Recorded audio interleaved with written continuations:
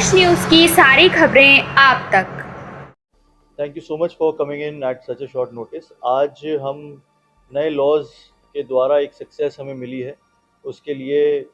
उसके बारे में बताने के लिए आज सभी को आज हमने यहाँ पे बुलाया है।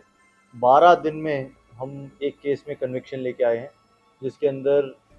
जिस दिन 14 मई को हमारे यहाँ पे एक स्नैचिंग का इंसिडेंट हुआ पीएसआईपी स्टेट में,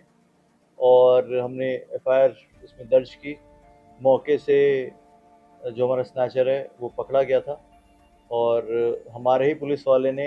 कंप्लेंट के साथ मिल के भाग के उसको पकड़ा, उसको एफआईआर दर्ज की, उसको अरेस्ट किया, और उसके बाद 4 दिन के अंदर उसको चार्जशीट किया। और उसके बाद ये पूरा प्रोसेस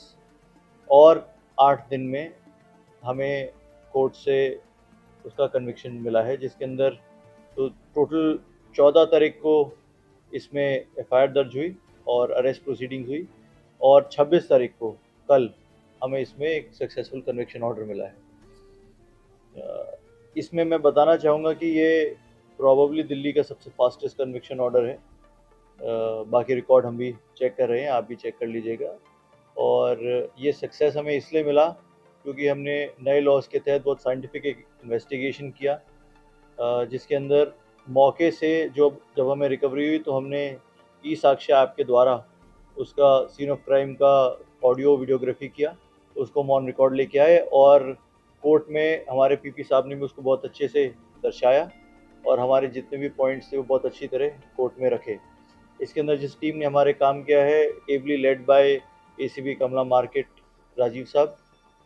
नरेश साहब जो हमारे एसएचओ आईपी स्टेट हैं, उसके अलावा एसआई राजकुमार हैं, सब इंस्पेक्टर हमारे एसएन ओझा साहब हैं, कांस्टेबल राहुल है जिन्होंने भाग के पकड़ा उसको मौके से, और हेड कांस्टेबल हमारे नदीम है जो आईओ हैं इस केस के मेन, जिन्होंने सारा पेपर वर्क किया जो बहुत ही पुख्ता था, और जिस पे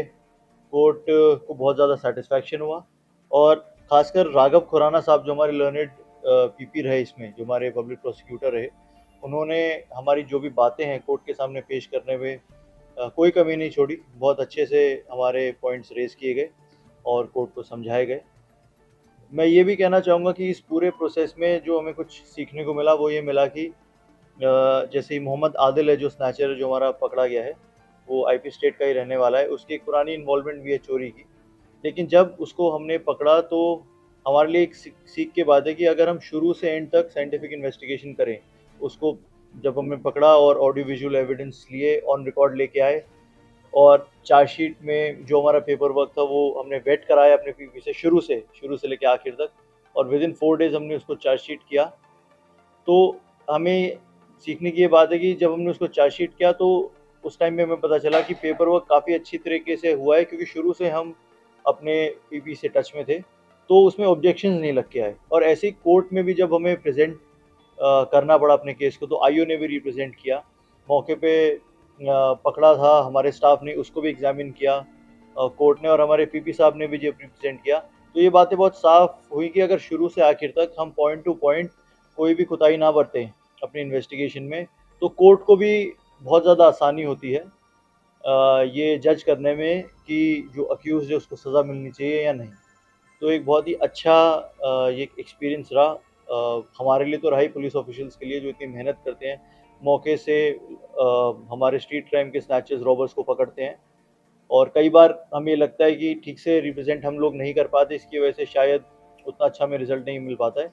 लेकिन पूरी टीम ने बहुत मेहनत की, पीपी साहब के साथ मिलकर अच्छे से रिप्रेजेंट किया, जिसकी वजह से हम ये 12 दिन में कन्विक्शन हम लोग लेके आए हैं।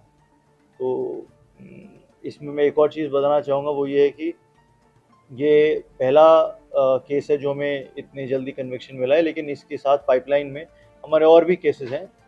अलग अलग थानों में, जल्दी और भी ऐसी सक्सेस स्टोरीज आपको सुनने में मिलेंगी।